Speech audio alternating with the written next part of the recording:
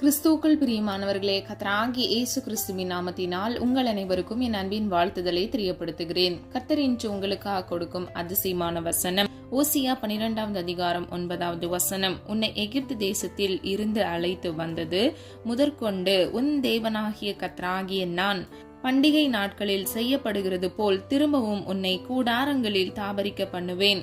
ஹல்லேலூயா. பிரியமானவர்களே, தாபரிக்க பண்ணுவேன் என்றால் வாழ செய்வேன் என்று பொருள். முதல் பகுதியை பாருங்க. உன்னை எகிப்து தேசத்தில் இருந்து அழைத்து வந்தது முதற்கொண்டு உன் தேவனாகிய கர்த்தராகிய நான் பண்டிகை நாட்களில் செய்யப்படுகிறது போல திரும்பவும் உன்னை கூடாரங்களில் தாபரிக்க பண்ணுவேன். பிரியமானவர்களே, இஸ்ரவேல் ஜனங்கள் எகிப்து தேசத்தில் அடிமைகளாக இருந்தார்கள். கர்த்தராகிய தேவன் அவர்களை மோசேயின் மூலமாக மீட்டெடுத்தார். அது மாத்திரமல்ல, இஸ்ரவேல் ஜனங்கள் பல சூழ்நிலைகள் போராட்டங்கள் வழியாக தான் அவர்கள் கானான் என்கிற பாலும் தேனும் ஓடுகிற தேசத்தை சுதந்திரித்துக் கொண்டார்கள். பிரியமானவர்களே, வருகிற வழிகள்ல அவர்கள் வெவ்வேறு தடைகளை அவர்கள் மேற்கொண்டார்கள். கர்த்தர் அவர்களுக்காக செங்கடலை 2ஆக பிளந்தார். அது மாத்திரமல்ல, எரிகோ கற்கள் உடைக்கப்பட்டன. அவர்களுக்கு வேண்டிய போதுமான ஆகாரங்களை கர்த்தர் வானத்திலிருந்து மன்னாவை கட்டளையிட்டார், காடைகளை அனுப்பினார். வறண்ட நிலங்கள்ல கூட கர்த்தர் அவர்களுக்காக நீரூற்றை கட்டளையிட்டார். பிரியமானவர்களே, அவர்களுடைய தாகத்தை கர்த்தர் தீர்த்தார். இன்றைக்கு எகிப்து ஜனங்களை போல நீங்க சில சூழ்நிலைகள்ல, சில கட்டுகள்ல, பாவ அடிமைத்தன கட்டுகள்ல அடிமைகளாக இருக்கலாம். சில மனிதர்கள் உங்கள் வாழ்க்கையில உங்களுக்கு விரோதமாக சூழ்ச்சிகள் செய்தது நிமித்தமாக நீங்க கஷ்டப்பட்டு கொண்டிருக்கலாம். பிரியமானவர்களே, கவலைப்படாதீங்க. கர்த்தராகிய தேவன் உங்களை திரும்பவும் தாபரிக்க செய்வேன் என்று வாக்கு கொடுக்கிறார். தாபரிக்க செய்வேன் என்றால் வாழ செய்வேன் என்று பொருள் கொள்ளலாம். பிரியமானவர்களே, உங்க வாழ்க்கையில் இருக்கக்கூடிய எல்லா கடினமான சூழ்நிலைகளை கர்த்தர் மாற்றி உங்களை திரும்பவும் கர்த்தர் ஆசீர்வதிப்பார். திரும்பவும் உங்களை வாழ செய்வார். எந்த இடத்துல நீங்க அவமானப்பட்டீர்களோ அந்த இடத்தில் கர்த்தர் உங்கள் தலையை உயர்த்துவார். பிரியமானவர்களே, கர்த்தரால் செய்யக்கூடாத அதிசயமான காரியம் ஒன்றுமே இல்லை. அவரால் எல்லாம் ஆகும். அவரை நம்புகிற ஜனங்களை அவர் ஒருபோதும் கைவிடவே மாட்டார். ஆவிக்குரிய சகல ஆசீர்வாதத்தினாலும் நம்மை ஆசீர்வதிக்கிறார் என்று வேதம் சொல்லுகிறது. பிரியமானவர்களே, கிறிஸ்துவின் ஜனங்களாக நீங்கள் இருக்கிற பட்சத்தில் கர்த்தர் நிச்சயமாக உங்கள் ஒவ்வொருவரையும் ஆசீர்வதிப்பார். பிரியமானவர்களே, நீங்கள் பட்ட கஷ்டங்களுக்கு தக்கதாக கர்த்தர் உங்களுக்கு சமாதானத்தை கட்டளையிடுவார், ஆசீர்வதிப்பார். பிரியமானவர்களே, நீங்க இருக்கிற இடத்துல உங்கள் தலையை உயர்த்தி கர்த்தர் சாட்சியாக நிற்க செய்வார். விசுவாசிக்கிறீங்களா? விசுவாசிக்கிறவங்க ஆமீன் சொல்லி அதை பெற்றுக்கொள்ளுங்க. பிரியமானவர்களே, நம்மை திரும்பவும் கர்த்தர் ஆசீர்வதிப்பேன் என்று இன்று உறுதிப்படுத்துகிறார். வேதத்தில் இருந்த 4 காரியங்கள் மூலமாக திரும்பவும் நம்மை கர்த்தர் ஆசீர்வதிக்கிறார் என்பதை அறிந்து கொள்ள போகிறோம். முதலாவது, கர்த்தர் நம்மை திரும்பவும் வளர செய்வார். ஆதார வசனம் 2 ராஜாக்கள் 19வது அதிகாரம் 30வது வசனம். யூத வம்சத்தாரில் தப்பி மீந்திருக்கிறவர்கள் மறுபடியும் கீழே வேர் பற்றி மேலே கனி கொடுப்பார்கள். ஹல்லேலூயா. பிரியமானவர்களே, யூத வம்சத்தாரில் பொல்லாப்புக்கு தப்பி, தீங்குக்கு தப்பி மீந்திருக்கிறவர்கள், அதாவது பேலன்ஸ் பாக்கி இருக்கிறவங்க ஆசீர்வதிக்கப்படுறாங்க. எப்படி ஆசீர்வதிக்கப்படுறாங்கன்னா, மறுபடியும் கீழே வேர் பற்றி மேலே கனி கொடுப்பார்கள். ஹல்லேலூயா. பிரியமானவர்களே, நல்லா கவனிங்க. மறுபடியும், அப்போ இதற்கு முன்பாக அவங்க ஆசீர்வாதமா இருந்திருக்காங்க. இப்போ அவங்க சூழ்நிலை சரியா இல்ல. ஆனால் கர்த்தராகிய தேவன் இவ்விதமாக சொல்லுகிறார், மறுபடியும் அவர்கள் வேர் பற்றி கனி கொடுப்பார்கள். ஹல்லேலூயா. இன்றைக்கு பிரியமானவர்களே, நீங்க முன்பு ஆசீர்வாதமா இருந்திருப்பீங்க. இன்றைக்கு உங்க சூழ்நிலை மோசமாக இருக்கலாம். ஆனா பிரியமானவர்களே, கர்த்தர் மறுபடியும் கீழே வேர் பற்றி மேலே கனி கொடுக்கத்தக்க உங்களை ஆசீர்வதிப்பார். ஹல்லேலூயா. இன்றைக்கு பிரியமானவர்களே, நீங்கள் மறுபடியும் கீழே வேர் பற்றி மேலே கனி கொடுக்கிறவர்களாய் நீங்கள் ஆசீர்வதிக்கப்பட்ட சந்ததிகளாக இருப்பீர்கள். பிரியமானவர்களே, நமக்கான ஒத்தாசை பரத்தில் இருக்கிறது. அவர் மூலமாக வருகிற ஒத்தாசை மாத்திரமே நமக்கு சமாதானத்தையும் சந்தோஷத்தையும் தருகிறதா இருக்கிறது. எரேமியா 17வது அதிகாரம் 7 முதல் 8வது வசனம். கர்த்தரை நம்புகிறவர்கள் வறட்சியான காலத்திலும் தப்பாமல் கனி கொடுக்கிற மரத்தை போல் இருப்பார்கள். ஹல்லேலூயா. பிரியமானவர்களே, கர்த்தரை நம்ப வேண்டும்.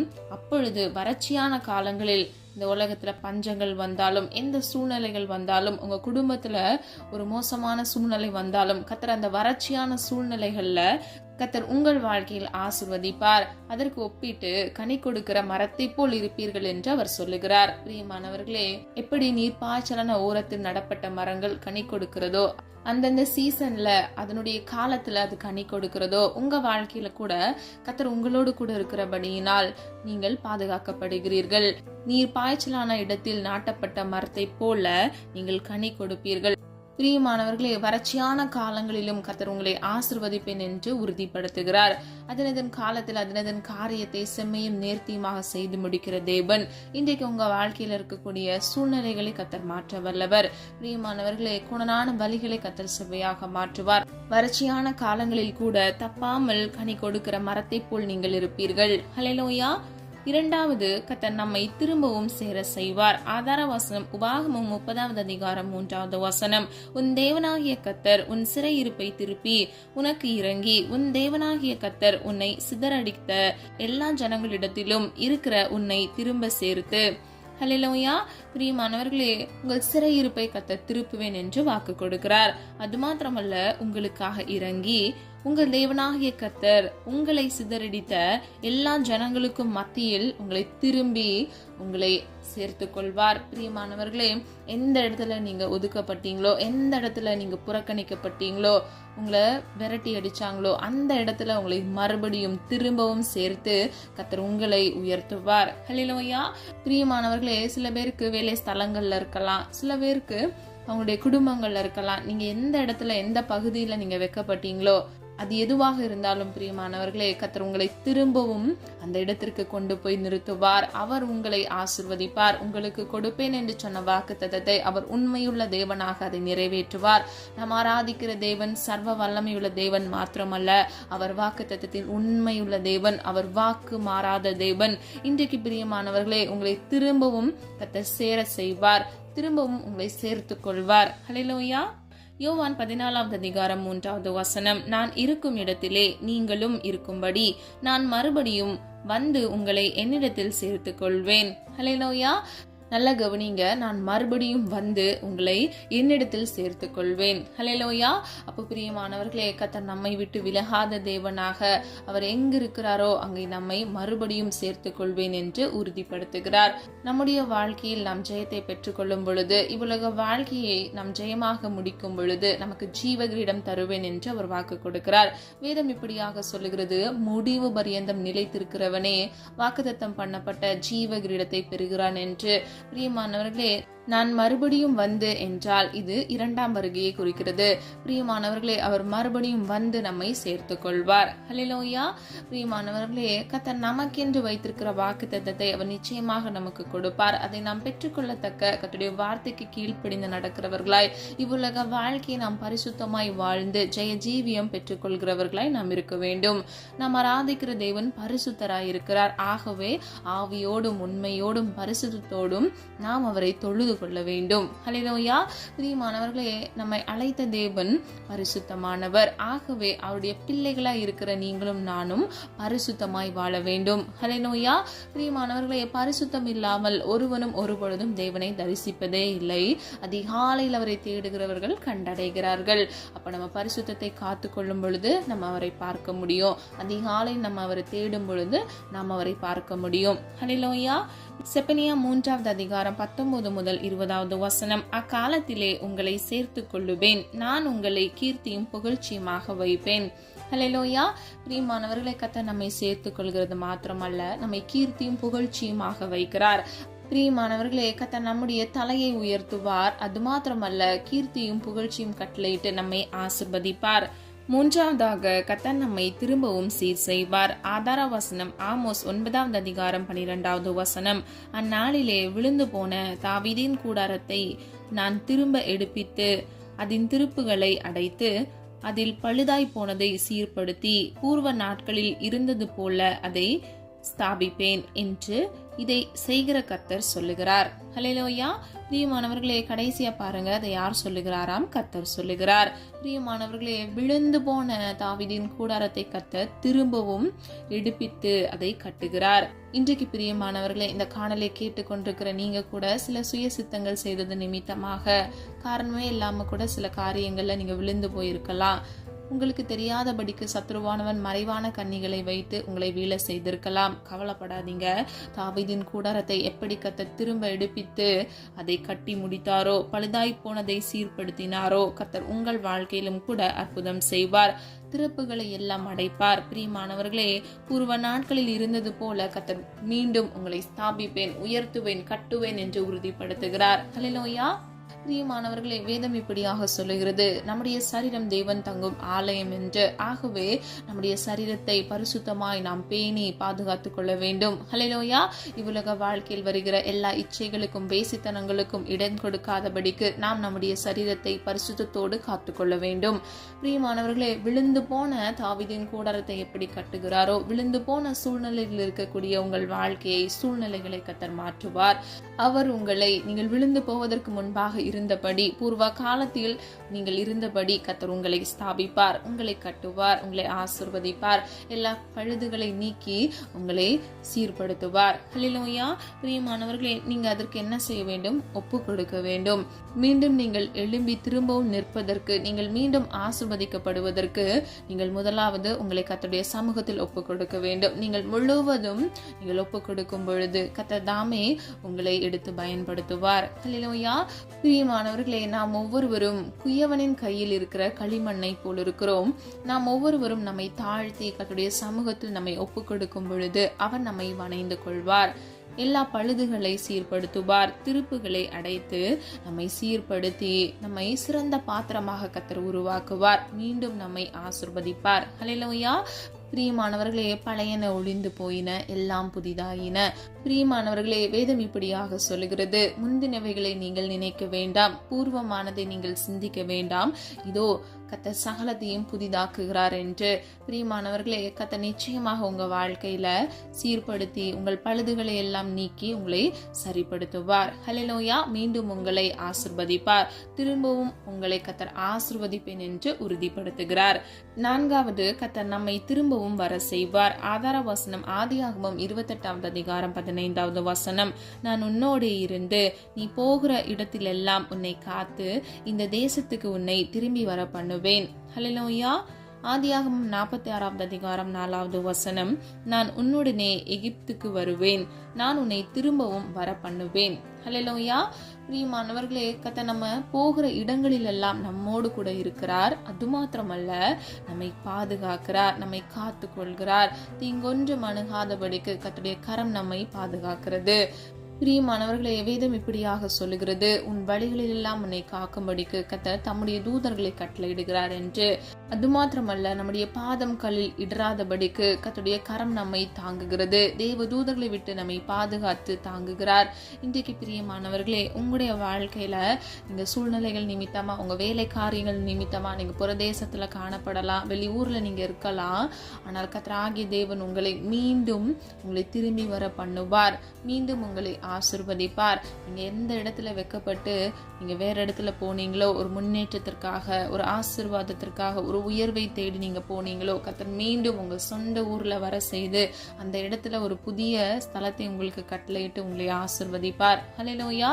பிரியமானவர்களே, மனிதர்கள் உங்களை ஏமாற்றி இருக்கலாம், சூழ்நிலைகள் நிமித்தமாக நீங்க காயப்பட்டிருக்கலாம். கர்த்தர் உங்களை நிச்சயமாக திரும்பி வர பண்ணுவார், உங்களை ஆசீர்வதிப்பார். ஹல்லேலூயா. பிரியமானவர்களே, சொந்த வீடு இல்லாதபடிக்கு அலைந்து திரிகிற, வாடகை வீட்டில் இருக்கிற ஒவ்வொரு பிள்ளைகளுக்கும் கர்த்தர் புதிய வீடை கட்டளையிடுவார். உங்கள் கையின் பிரயாசத்தை கர்த்தர் ஆசீர்வதிப்பார். உங்கள் மன விருப்பத்தை கர்த்தர் நிச்சயமாக நிறைவேற்றுவார். ஹல்லேலூயா. சொல்லப்பட்ட காரியங்களை ஆராய்ந்து பாருங்க. திரும்பவும் கர்த்தர் உங்களை ஆசீர்வதிப்பார். ஹல்லேலூயா. பிரியமானவர்களே, உங்களை மீண்டும் வாழ செய்வார், திரும்பி வர பண்ணுவார். அது மாத்திரமல்ல, உங்களை வளர செய்வார். கோணலான வழிகளை செவ்வைப்படுத்துவார், சீர்படுத்துவார். விழுந்து போன தாவீதின் கூடாரத்தை எப்படி சீர்தூக்கி மறுபடியும் பழுதான காரியங்கள் எல்லாம் சரிப்படுத்தினாரோ, உங்கள் வாழ்க்கையிலும் சரிப்படுத்துவார். பிரியமானவர்களே, மீண்டும் அவர் உங்களை சேர்த்து கொள்வார். எல்லா சிறையிருப்பையும் திருப்பி அவருடைய இரக்கத்தினால், அவருடைய அன்பினால் உங்களை சேர்த்து கொள்வார். தொலை தூரத்தில் இருக்கக்கூடிய உங்க சொந்த மண்ணை விட்டு தூரமாக இருக்கிற உங்களை கர்த்தர் மீண்டும் உங்கள் சொந்த தேசத்துக்கு திரும்பி வர செய்து உங்களை ஆசீர்வதிப்பார். ஹல்லேலூயா. பிரியமானவர்களே, எந்த இடத்துல நீங்க இந்த காணொலியை கேட்டுக்கொண்டிருந்தாலும் உங்க வாழ்க்கையில வெவ்வேறு சூழ்நிலைகள் வழியாக தான் நீங்க கடந்து வந்து கொண்டிருப்பீங்க. கர்த்தர் நிச்சயமாக உங்க சூழ்நிலைகளை மாற்றுவார். உங்கள் மன விருப்பத்தை அவர் நிறைவேற்றுவார். திரும்பவும் உங்களை அவர் ஆசீர்வதிப்பார். அல்லேலூயா. ஒருவேளை சுயசித்தம் செஞ்சு பாவங்கள் நிமித்தமாக நீங்க விழுந்து போயிட்டீங்களா? கவலைப்படாதீங்க. திரும்பவும் கர்த்தர் உங்களை ஆசீர்வதித்து உங்களை உயர்த்துவார். நீங்க செய்ய வேண்டியது கர்த்தருடைய சமூகத்துல ஒப்பு கொடுங்க. உங்களை தாழ்த்துங்க.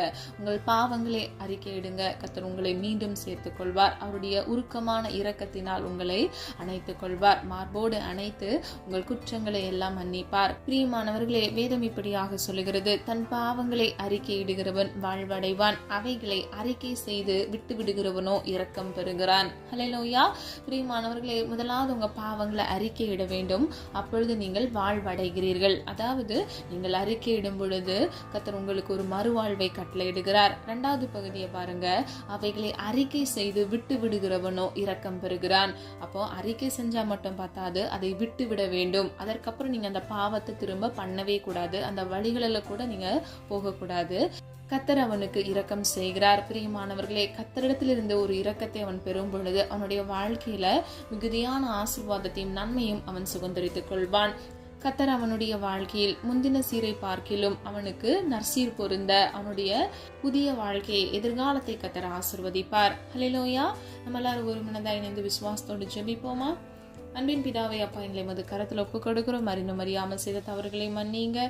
விசுவாசத்தோடு ஜெபிக்கிறோம் ஆண்டவரே. திரும்பவும் நீர் உடைய பிள்ளைகளை ஆசீர்வதிக்க போகிறீர். அதற்காக நன்றி செலுத்துகிறோம் அப்பா. குற்றங்கள் குறைகளை ஒரு விசை தயவாய் மன்னித்து விழுந்து போன அப்பா தாவீதின் கூடாரத்தை எப்படி திரும்ப எடுத்து கட்டினீரோ, உடைய பிள்ளைகள் வாழ்க்கையில் இருக்கக்கூடிய எல்லா விழுந்து போன பாவ சூழ்நிலைகள் அப்பா ஆண்டவரே, எல்லா மந்திரங்கள், அசுத்த ஆவிகளின் கிரியைகள் நிமித்தமாக அவர்கள் விழுந்து போன எல்லா காரியங்களிலிருந்து இயேசுவின் நாமத்தினால் ஒரு விடுதலையை கட்டளையிடுங்க தகப்பனே. உம்மால் ஆகும் ஆண்டவரே. இன்றைக்கு உடைய பிள்ளைகளுடைய கூடாரத்தை சீர்படுத்தி ஆண்டவரே, அவர்கள் திறப்புகளை அடைத்து இயேசுவின் நாமத்தினால் பிள்ளைகளை ஆசீர்வதிங்கப்பா. எந்த இடத்துல வைக்கப்பட்டு நின்றார்களோ அந்த இடத்துல உடைய பிள்ளைகள் தலையை உயர்த்துங்க தகப்பனே. கோணலான வழிகளை செவ்வைப்படுத்துங்கப்பா. பிள்ளைகள் வழிகளை சீர்படுத்துங்க தகப்பனே. உயவன் கையில் இருக்கிற களிமண்ணை போல உடைய பிள்ளைகள் இருக்கிறார்கள் ஆண்டவரே.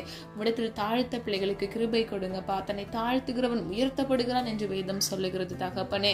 அப்பா, பிள்ளைகளை அப்ப நீர் வணைந்து கொடுங்க. உமக்கு பிரியமானதை செய்ய பிள்ளைகளுக்கு கற்றுக் கொடுங்கப்பா. தேவ சித்தம் செய்து பிள்ளைகள் ஆசீர்வதிக்கப்பட்ட ஜனமாக, சந்ததியாக மாற இயேசுவின் நாமத்தினால் ஆசீர்வாதத்தை கட்டளையிடுங்க. ஆசை வரும் பர்வதத்துக்கு நேராக எங்கள் கண்களை ஏறெடுத்து ஜெபிக்கிறோம் அப்பா. இன்றைக்கு உம்முடைய பிள்ளைகளுக்காக மனம் இறங்குங்க தகப்பனே. அப்பா, உம்மிடத்திலிருந்து வருகிற ஆசீர்வாதமே நித்திய ஆசீர்வாதமாக, நிரந்தர ஆசீர்வாதமாக இருக்குமே தகப்பனே. உடைய பிள்ளைகளுக்கு இயேசுவின் நாமத்தினால் பரிபூர்ண ஆசீர்வாதத்தையும் நன்மைகளையும் கட்டளையிடுங்க தகப்பனே. நீர் எங்களை சம்பூர்ணமாய் ஆசீர்வதிக்கிற தேவன் தகப்பனே. நீர் ஐஸ்வர்ய சம்பன்னர் அப்பா. உம்மிடத்தில் எல்லாம் இருக்கிறது அப்பா. நீர் குறைவுகளை எல்லாம் நிறைவாக்குகிற தேவன். ஒவ்வொரு பிள்ளைகள் வாழ்க்கையில் இருக்கக்கூடிய எல்லா ஆசீர்வாத குறைவுகளை கர்த்தர் மாற்றி இன்றைக்கு சம்பூர்ணமாய் பிள்ளைகளை இயேசுவின் நாமத்தினால் ஆசீர்வதிங்க.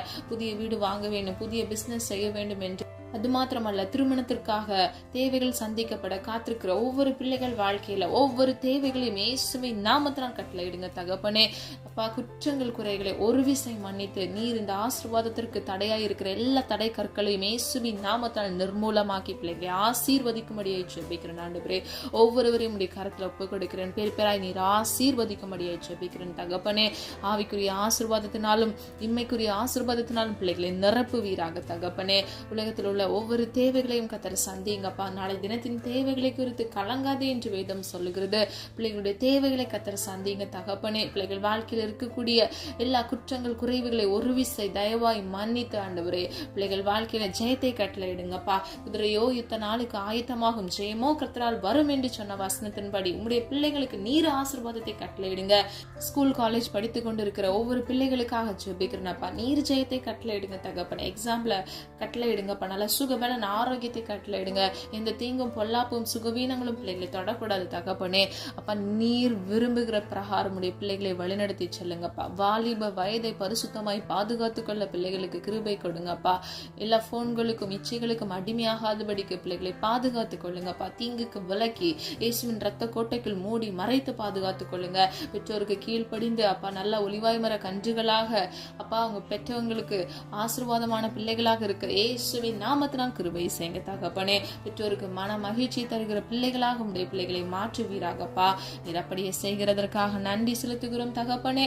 அப்பா, வியாதியோடு நெருக்கத்தோடு காணப்படுகிற பிள்ளைகளுக்காக ஜெபிக்கிறேன். வீட்டிலே முடங்கி இருக்கிற வியாதி நிமித்தமாக கஷ்டப்படுகிற ஒவ்வொரு பிள்ளைகளுக்காக ஜெபிக்கிறேன் அப்பா.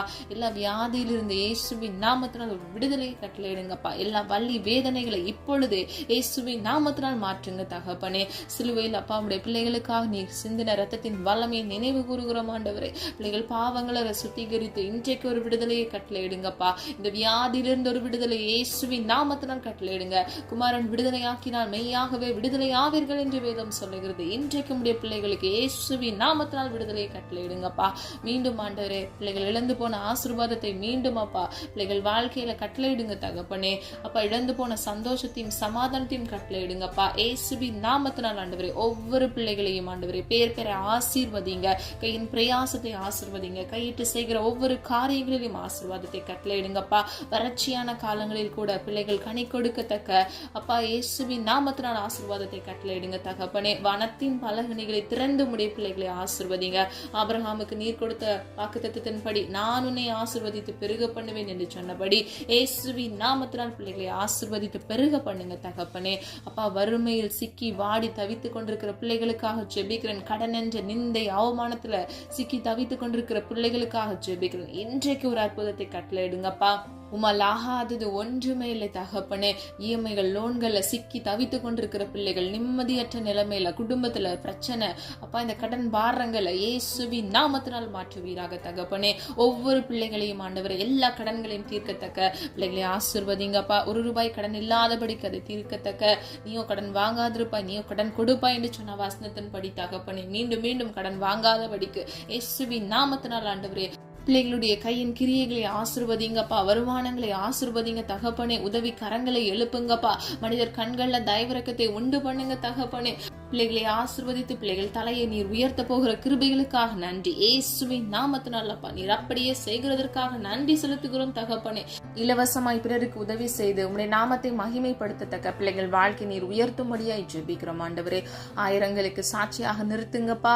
பிள்ளைகள் வாழ்க்கையில ஆசீர்வதித்தேன் என்று அப்பா சாட்சி எடுத்தக்க இயேசுவின் நாமத்தினால் ஆண்டவரை முந்தினவைகளை நினைக்க வேண்டாம், பூர்வமானதை சிந்திக்க வேண்டாம். இதோ அந்த சகலத்தையும் புதிதாக்குகிறார் என்கிற வசனத்தின்படி பிள்ளைகளை புதிதாக்குங்க. பிள்ளைகள் வாழ்க்கையை சீர்பொருந்த பண்ணுங்க தகப்பனே. ஆசீர்வதிங்க, பாதுகாத்து கொள்ளுங்க தகப்பனே. அப்பா நீர் அப்படியே செய்கிறதற்காக நன்றி. திருமணத்திற்காக காத்திருக்கிற பிள்ளைகளுக்கு ஏற்ற வேளையில அப்பா சிறந்த குணசாலியான மகளையும் மகனையும் கட்டளையிட்டு பிள்ளைகள் சந்ததியை இயேசுவின் நாமத்தினால் ஆசீர்வதிங்கப்பா. குழந்தை இல்லாதபடிக்கு குழந்தைக்காக காத்திருக்கிற பிள்ளைகளுக்கு ஏற்ற வேளையில கர்ப்பத்தின் கனியை ஆசீர்வதித்து பிள்ளைகள் வாழ்க்கையில சந்தோஷத்தை கட்டளையிடுங்கப்பா. ஆண்டவரே, விசுவாசித்தவளை பாக்கியவதி என்று வேதம் சொல்லுகிறது. விசுவாசிக்கிறோம் தகப்பனே. பாக்கியவதியாக உடைய பிள்ளைகளை மாற்றுவீராக. அந்த குடும்பத்தை இயேசுவின் நாமத்தினால் ஆசீர்வதிப்பீராக. தொலை தேசத்துல அப்பா இருந்து வேலை செய்கிற ஒவ்வொரு பிள்ளைகளுக்காக ஜெபிக்கிற ஆண்டவரே, குடும்ப சூழ்நிலைகள் நிமித்தமாக அப்பா வெளிநாடுகள்ல இருந்து வேலை செய்து கொண்டிருக்கிறாங்க. கர்த்தர் அவர்களுக்காக மனமிறங்குங்க. அவர்களையும் அவர்கள் குடும்பங்களையும் பாதுகாத்து கொள்ளுங்கப்பா. பிள்ளைகளுக்கு நல்ல சுகபலன் ஆரோக்கியத்தை கட்டளையிடுங்கப்பா. அது மாத்திரமல்ல, ஒவ்வொரு மன விருப்பத்தையும் உடைய சித்தத்தின்படி நிறைவேற்றுங்க தகப்பனே. நீர் அப்படியே செய்கிறதற்காக நன்றி. நீரமுடைய பிள்ளைகளுக்கு துணையாக கேடகமாக இருக்கிறீர், அதற்காக நன்றி அப்பா. ஜெபத்தை கேட்டுக்கொண்டு என்னோடு இணைந்து ஜெபிக்கிற ஒவ்வொரு பிள்ளைகள் வாழ்க்கையில் அப்பா நல்ல சுகபலன் ஆரோக்கியத்தை கட்டளையிட்டு நீடி ஆயுள்னால் நன்மையினால் திருப்தியாக்குங்க. ஜீவ காலமெல்லாம் நன்மையும் கிருபையும் தொடரும் என்று சொன்ன வசனத்தின்படி ஒவ்வொரு பிள்ளைகளையும் அப்பா உடைய நன்மையினாலும் கிருபையினாலும் சூழ்ந்து கொள்ளுங்க தகப்பனே. எல்லா தேவைகளை கத்தர் சந்திங்கப்பா. உண்மை நம்புகிற உடைய பிள்ளைகள் வெக்கப்பட்டு போகக்கூடாது தகப்பனே. கத்த நீர் அப்படியே பிள்ளைகளை பாதுகாத்து வழிநடத்த போகிற கிருபைகளுக்காக நன்றி. நீராப்பா ஒவ்வொரு பிள்ளைகளையும் ஆசீர்வதித்து ஜெயத்தை கட்டளையிடுங்கப்பா. திரும்பவும் ஆண்டவரே உம்முடைய பிள்ளைகள் வாழ்க்கையில ஆசீர்வாதத்தை கட்டளையிட்டு அவர்கள் வாழ்க்கையை மறுமலர்ச்சி ஆக்குங்க தகப்பனே. புதிதானவங்களை கட்டளையிடுங்கப்பா. புதிய காரியத்தை செய்யுங்க தகப்பனே. இயேசுவின் நாமத்தினால் அப்பா திரியோக தேவனுடைய வல்லமையான நாமத்தினால் பிள்ளைகளை ஆசீர்வதிக்கும்படியை ஜெபிக்கிறேன். இயேசுவின் வல்லமையான நாமத்தினால் ஒரு விசை பிள்ளைகளை ஆசீர்வதிக்கும்படியை ஜெபிக்கிறேன். குறித்த காலத்துல குறித்த வேளையில பிள்ளைகள் அந்த ஆசீர்வாதத்தை சுதந்திரித்துக் கொண்டு சம்பூர்ணமாய் வாழத்தக்க இயேசுவின் நாமத்தினால் சுகித்து வாழ கர்த்தர் கிருபை செய்யுங்க. நிரப்படியை செய்கிறதற்காக நன்றி. எங்களை தாழ்த்துகிறோம், வெறுமையாக்குகிறோம் அப்பா. நாம மகிமைப்படுவதாக. ஜெபித்த ஒவ்வொரு காரியங்களுக்கும் நீர் ஆமென்றும் ஆமென் என்று பதில் கொடுக்க போகிற கிருபைகளுக்காக நன்றி செலுத்துகிறோம் ஆண்டவரே. நாம மகிமைப்படுவதாக. மீட்பர் இயேசு கிறிஸ்துவின் மூலம் ஜெபிக்கிறோம் ஜீவனுள்ள நல்ல பிதாவே, ஆமென். கர்த்தராகிய தேவன் தாமே உங்களுடைய வாழ்க்கையை வெளிச்சமாய் மாற்றி பழையன ஒளிந்து போயின எல்லாம் புதிதாயின என்று சொன்ன வசனத்தின்படி பழைய காரியங்களை கர்த்தர் மாற்றி திரும்பவும் உங்களை ஆசீர்வதித்து உங்களை பாதுகாத்து வழி நடத்துவாராக. God bless you.